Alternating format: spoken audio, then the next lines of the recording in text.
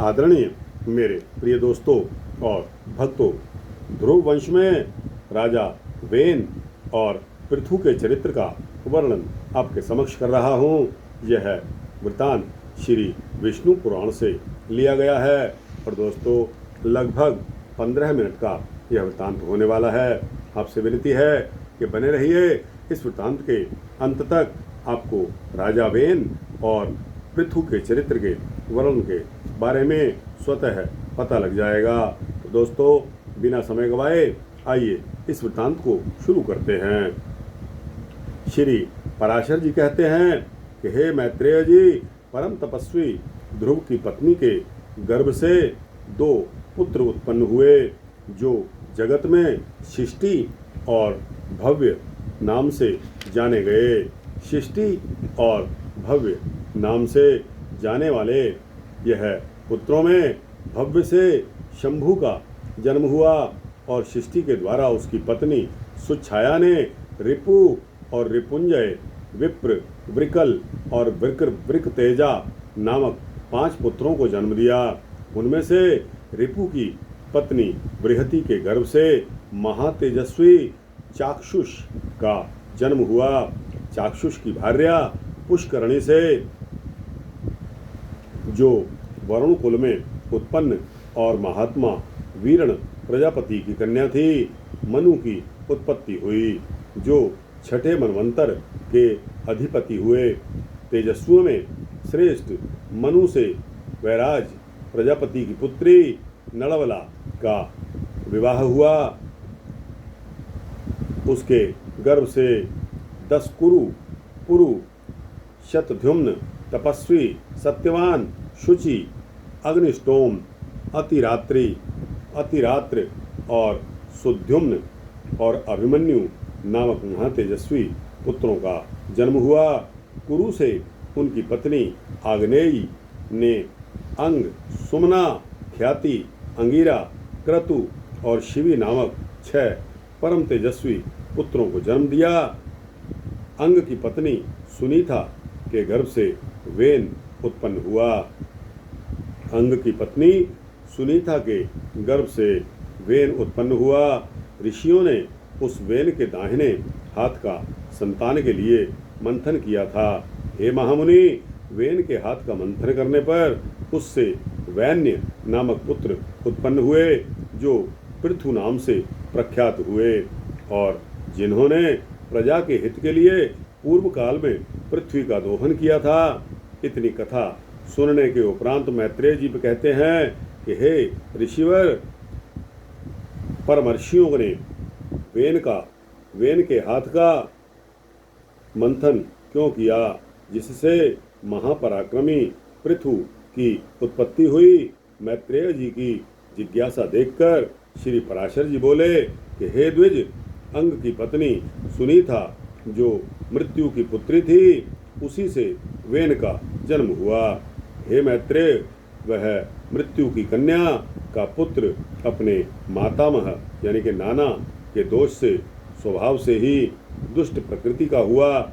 उस वेन को जिस समय महर्षियों द्वारा राज मुकुट पहनाया गया, उसी समय उस पृथ्वीपति ने संसार भर में यह घोषणा कर दी कि भगवान यज्ञ पुरुष मैं ही हूँ। मुझसे अतिरिक्त यज्ञ का भोक्ता और स्वामी हो ही कौन सकता है। इसीलिए कभी कोई यज्ञ, दान और हवन आदि न करें। हे मैत्रेय, तब ऋषियों ने उस पृथ्वीपति के पास उपस्थित होकर पहले उसकी खूब प्रशंसा करके मधुर वाणी में कहा। ऋषिगण बोले कि हे राजन, हे पृथ्वीपते, तुम्हारे राज्य और देह के उपकार तथा प्रजा के हित की हम जो बात कहते हैं उसको सुनिए, तुम्हारा कल्याण हो। देखो, हम बड़े बड़े यज्ञों द्वारा जो सर्व यज्ञेश्वर देवाधिपति भगवान हरि का पूजन करेंगे, उसके फल में से तुमको भी 6ठा भाग मिलेगा। हे राजन, इस प्रकार यज्ञों के द्वारा यज्ञ पुरुष भगवान विष्णु प्रसन्न होकर हम लोगों के साथ तुम्हारी भी सभी मनोकामनाएं पूर्ण करेंगे। हे राजन, जिन राजाओं के राज्य में श्री हरि का यज्ञों द्वारा पूजन किया जाता है वे उनकी कामनाओं को पूर्ण कर देते हैं। वेन बोला, मुझसे भी बढ़कर ऐसा और कौन है जो मेरा भी पूजनीय है, जिसे तुम यज्ञेश्वर मानते हो, और वह हरि कहलाने वाला कौन है? ब्रह्मा, विष्णु, महादेव, इंद्र, वायु, यम, सूर्य, अग्नि, वरुण, धाता, पूषा, पृथ्वी और चंद्रमा आदि तथा इनके अतिरिक्त और भी जितने देवता शाप और कृपा करने में समर्थ हैं, वे सभी राजा के शरीर में निवास करते हैं। इस प्रकार राजा सर्वदेवमय है। और हे ब्राह्मणों, ऐसा जानकर मैंने जैसी जो कुछ आज्ञा की है वैसा ही करो। देखो, कोई भी दान, यज्ञ और हवन आदि न करें। हे द्विजगण, स्त्री का परम धर्म जैसे अपने पति की सेवा करना ही माना गया है, वैसे ही आप लोगों का धर्म भी मेरी आज्ञा का पालन करना है। तब ऋषिगण बोले कि हे राजन, आप ऐसी आज्ञा दीजिए जिससे धर्म का क्षय न हो। देखिए, यह सारा जगत हवि यानी के यज्ञ की हवन की हुई सामग्री का ही परिणाम है।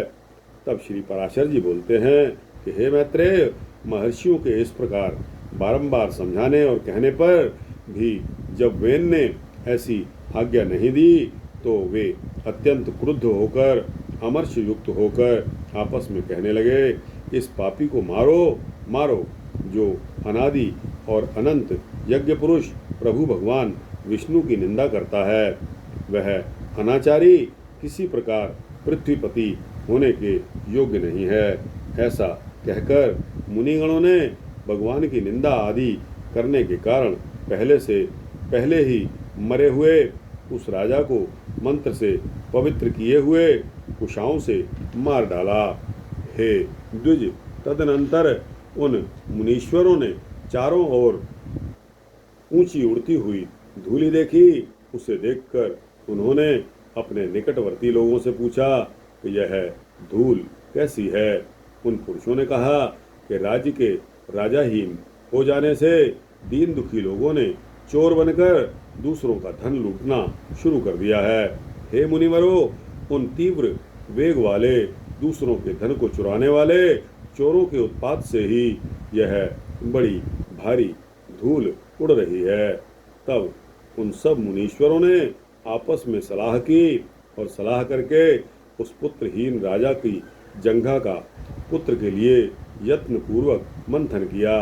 उसकी जंघा के मथने पर उससे एक पुरुष उत्पन्न हुआ, तो जले ठूठ के समान काला, अत्यंत नाटा और छोटे मुख वाला था। उसने अति आतुर होकर उन ब्राह्मणों से कहा कि मैं क्या करूं? उन्होंने कहा, निषीद बैठ जाइए। अतः यह निषाद कहलाया। इसलिए हे मुनि शार्दूल, उससे उत्पन्न हुए लोग विंध्याचल निवासी पाप परायण निषादगण हुए और निषाद रूप द्वार से राजा वेन का संपूर्ण पाप निकल गया। अतः निषादगण वेन के पापों का नाश करने वाले हुए। फिर उन ब्राह्मणों ने उसके दाएं हाथ का मंथन किया। उसका मंथन करने से परम प्रतापी वेन सुवन पृथु प्रकट हुए, जो अपने शरीर से प्रज्वलित अग्नि के समान दैदीप्यमान थे। इसी आजगव नामक आद्य सर्वप्रथम शिव धनुष और दिव्य प्राण तथा कवच आकाश से गिरे। उनके उत्पन्न होने से सभी जीवों को अति आनंद प्राप्त हुआ और केवल सत्पुत्र के ही जन्म लेने से वेन भी स्वर्गलोक को चला गया। इस प्रकार महात्मा पुत्र के कारण ही उसकी पुम अर्थात नरक से रक्षा हुई। महाराज, पृथु के अभिषेक के लिए सभी समुद्र और नदियां सब प्रकार के रत्न और जल लेकर उपस्थित हुए। उस समय आंगिरस देवगणों के सहित पितामह ब्रह्मा जी ने और समस्त स्थावर जंगम प्राणियों ने वहां आकर महाराज वैन्य यानी कि वेन पुत्र का राज्याभिषेक किया। उनके दाहिने हाथ में चक्र का चिन्ह देखकर उन्हें विष्णु का अंश जानकर पितामह ब्रह्मा जी को परम आनंद प्राप्त हुआ। यह श्री विष्णु भगवान के चक्र का चिन्ह सभी चक्रवर्ती राजाओं के हाथ में हुआ करता है। उनका प्रभाव कभी देवताओं से भी कुंठित नहीं होता। इस प्रकार महातेजस्वी परम प्रतापी वेनपुत्र धर्मकुशल महानुभावों द्वारा विधि पूर्वक अति महान राजराजेश्वर पद पर अभिषिक्त हुए। जिस प्रजा को पिता ने अप्रसन्न किया था उसी को उन्होंने प्रसन्न किया, इसलिए अनुरंजन करने से उनका नाम राजा हुआ। जब वे समुद्र में चलते थे तो जल बहने से रुक जाता था, पर्वत उन्हें मार्ग प्रदान करते थे, पृथ्वी बिना जोते बोए फसल पकाने वाली थी, बिना चिंतन मात्र से ही अन्न सिद्ध हो जाता था। गौएं कामधेनु के समान थी और पत्ते पत्ते में मधु भरा रहता था। राजा पृथु के उत्पन्न होते ही पैतामह यज्ञ किया गया। उसी यज्ञ में मागध और सूत जी उत्पन्न हुए। तब यज्ञ कर रहे ऋषियों ने उन तीनों से कहा कि तुम दोनों पृथु की स्तुति करो। वेनपुत्र महाराज पृथु सर्वथा स्तुति के योग्य हैं। ऋषियों के कथन को सुनकर सूत जी और मागध ने कहा कि हे मुनिवर, हमें इनके कर्मों का कोई ज्ञान नहीं है, अतः हम किस आधार पर इनकी स्तुति करें, क्योंकि ये महाराज तो आज ही उत्पन्न हुए हैं। तब ऋषिगण बोले कि ये महाबली चक्रवर्ती महाराज भविष्य में जो जो कर्म करेंगे और इनके जो भावी गुण होंगे उन्हीं से तुम इनका स्तमन करो।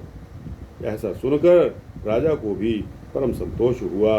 उन्होंने सोचा, मनुष्य सद्गुणों के कारण ही प्रशंसनीय होता है, अतः मुझको भी उपार्जन करना चाहिए। इसलिए अब स्तुति के द्वारा ये जिन गुणों का वर्णन करेंगे मैं भी सावधानी पूर्वक वैसा ही करूँगा। यदि वहाँ पर ये कुछ त्याज्य अवगुणों को भी कहेंगे तो मैं उन्हें त्यागूंगा। इस प्रकार राजा ने अपने चित्त में निश्चय किया। तदनंतर उन सूत और मागध दोनों ने परम बुद्धिमान वेन नंदन महाराज पृथु का उनके भावी कर्मों के आश्रय से स्वर सहित भली प्रकार स्तमन किया। उन्होंने कहा कि ये महाराज सत्यवादी, दानशील, सत्यवादी, मर्यादा रक्षक, क्षमाशील, सुहृदय, पराक्रमी और दुष्टों का संहार करने वाले हैं।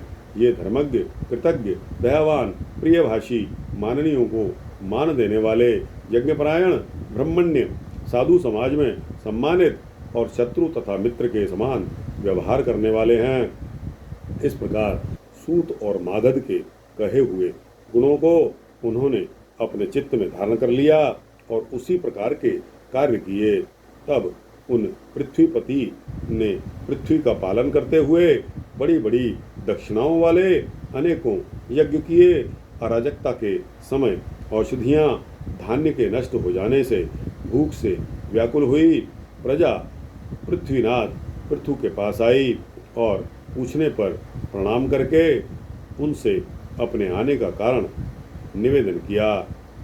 प्रजा ने कहा कि हे प्रजापति नृपश्रेष्ठ, अराजकता की अधिकता से पृथ्वी की समस्त औषधियाँ अपने में समा गई हैं, अतः आपकी संपूर्ण प्रजा नष्ट हो रही है। विधाता ने आपको हमारा जीवन रक्षक राजा बनाया है, अतः क्षुधा रूपी आत्महा रोग से पीड़ित हम प्रजाजन आपको जीवन रूपी औषधि दे सकते हैं। ऐसा सुनकर महाराज पृथु अपना आजगव नामक दिव्य धनुष और दिव्य बाण लेकर अत्यंत क्रोधपूर्वक पृथ्वी को मारने के लिए दौड़े। तब भय से व्याकुल हुई पृथ्वी गौ का रूप धारण करके भागती हुई अपनी रक्षा के लिए सभी लोकों में गई। समस्त भूतों को धारण करने वाली पृथ्वी जहाँ तहाँ भी गई, वहीं वहीं उसने वेनपुत्र पृथु को शस्त्र संधान किए अपने पीछे आते हुए देखा। तब उन प्रबल पराक्रमी महाराज पृथु से उनके बाण प्रहार से बचने की कामना से कांपती हुई पृथ्वी इस प्रकार बोली कि हे राजेंद्र, मुझे मारने पर क्या आप स्त्री वध के महापाप से भागी नहीं होगे? पृथु बोले, जहाँ एक अनर्थकारी को मार देने से बहुतों को सुख प्राप्त हो, उसे मार देना ही पुण्यदायक होता है। पृथ्वी बोली कि हे राजन श्रेष्ठ, यदि आप प्रजा के हित के लिए ही मुझे मारना चाहते हैं तो मेरे मर जाने पर आपकी प्रजा का आधार क्या होगा? पृथ्वी का कथन सुनकर राजा पृथु बोले, अरे वसुधे, तुझे मारकर मैं अपने योग बल से ही इस प्रजा को धारण करूंगा।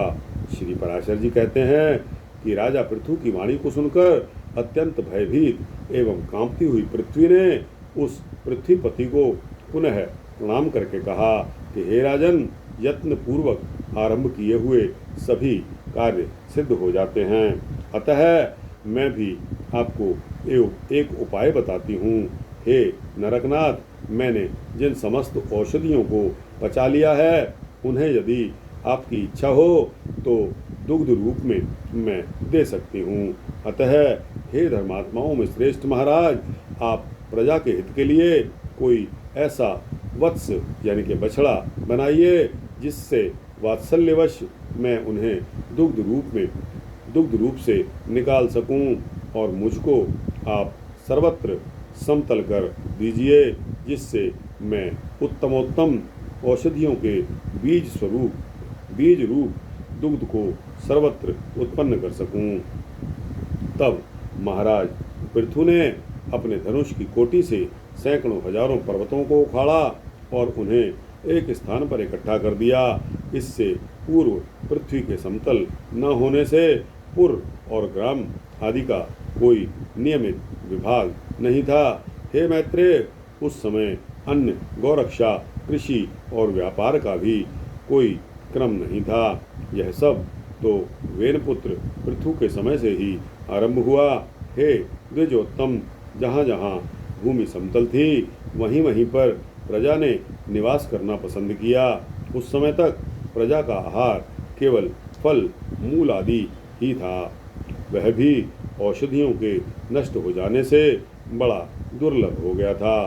तब पृथ्वी पति पृथु ने स्वयंभू मनु को बछड़ा बनाकर अपने हाथ में ही पृथ्वी से प्रजा के हित के लिए समस्त धान्यों को दूहा। हे तात, उसी अन्न के आधार से अब भी सदा प्रजा जीवित रहती है। महाराज पृथु प्राणदान करने के कारण भूमि के पिता हुए, इसलिए उस सर्वभूत धारिणी को पृथ्वी नाम मिला। हे मुने, फिर देवता, मुनि, दैत्य, राक्षस, पर्वत, गंधर्व, सर्प, यक्ष और पितृगण आदि ने अपने अपने पात्रों में अपना अभिमत दूध दुहा, और दुहने वालों के अनुसार उनके सजातीय ही दोग्धा और वत्स आदि हुए। इसलिए विष्णु भगवान के चरणों से प्रकट हुई यह पृथ्वी ही सबको जन्म देने वाली, बनाने वाली तथा धारण और पोषण करने वाली है। इस प्रकार पूर्व काल में वेन के पुत्र महाराज पृथु ऐसे प्रभावशाली और वीर्यवान हुए। प्रजा रंजन करने के कारण वे राजा कहलाए। जो मनुष्य महाराजा पृथु के इस चरित्र का कीर्तन करता है, उसका कोई भी दुष्कर्म फलदायी नहीं होता। पृथु का यह अति उत्तम जन्म वृतांत और उनका प्रभाव अपने सुनने वाले पुरुषों के दुःस्वप्नों को सर्वदा शांत कर देता है। इस प्रकार श्री विष्णु पुराण के पहले अंश में 13वां अध्याय यहाँ समाप्त होता है। दोस्तों, आपको यह वृतांत कैसा लगा? अच्छा लगा हो तो इसको लाइक और शेयर करते हुए अपने दोस्तों, भक्तों, मित्रों, जिज्ञासुओं तक पहुँचाना। अपने कमेंट्स, अपनी राय, अपने विचार कमेंट सेक्शन में अवश्य देना। तो दोस्तों, इस चैनल को सब्सक्राइब कर देंगे तो आपको इसी तरह सूक्ष्म भक्ति वृतांत मिलते रहेंगे। जय श्री हरि, जय श्री विष्णु हरि, जय राजा पृथु की, जय माता पृथ्वी की।